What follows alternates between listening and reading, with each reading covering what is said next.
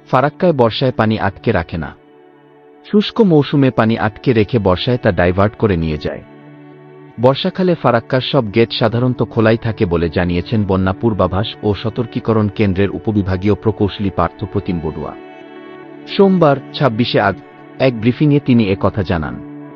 সাংবাদিকদের প্রশ্নের জবাবে পার্থ প্রতিম বড়ুয়া বলেন, এই মুহূর্তে ফারাক্কায় উজানের যে অবস্থা, আমাদের কাছে অবশ্য ১০০% তথ্য নেই।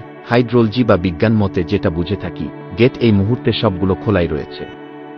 গেট খুলে দিয়ে বাংলাদেশে বন্যা হওয়ার মতো কোনো অবস্থা ফারাক্কাতে নেই। ফারাক্কার গেট রয়েছে ১০৯টি। বর্ষাকালে এগুলো খোলাই থাকে। তিস্তাপারে বন্যার শঙ্কা রয়েছে কি না এই প্রশ্নের উত্তর তিনি বলেছেন, এই মুহূর্তে তিস্তায় এমন কোনো আশঙ্কা নেই। একই সাথে গঙ্গা পদ্মা ফারাক্কার কথাও যদি বলি, ভারত অংশে বন্যা চলছে, তবে আমাদের দেশে এই মুহূর্তে বন্যার শঙ্কা নেই। গঙ্গার নদীপথে পানি স্থিতিশীল রয়েছে। এদিকে টানা বৃষ্টি ও উজান থেকে নেমে আসা পাহাড়ি ঢেলে আকস্মিক বন্যার কবলে বাংলাদেশের পূর্বাঞ্চল। বন্যায় বাস্তুচ্যুত হয়েছে লাখো মানুষ। প্লাবনে প্রাণ হারিয়েছেন অন্তত ২৩ জন।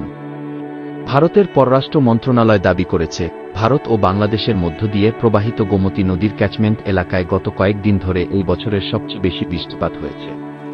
বাংলাদেশে বন্যা মূলত বাঁধের নিচের দিকের এই বৃহৎ ক্যাচমেন্টের পানির কারণে।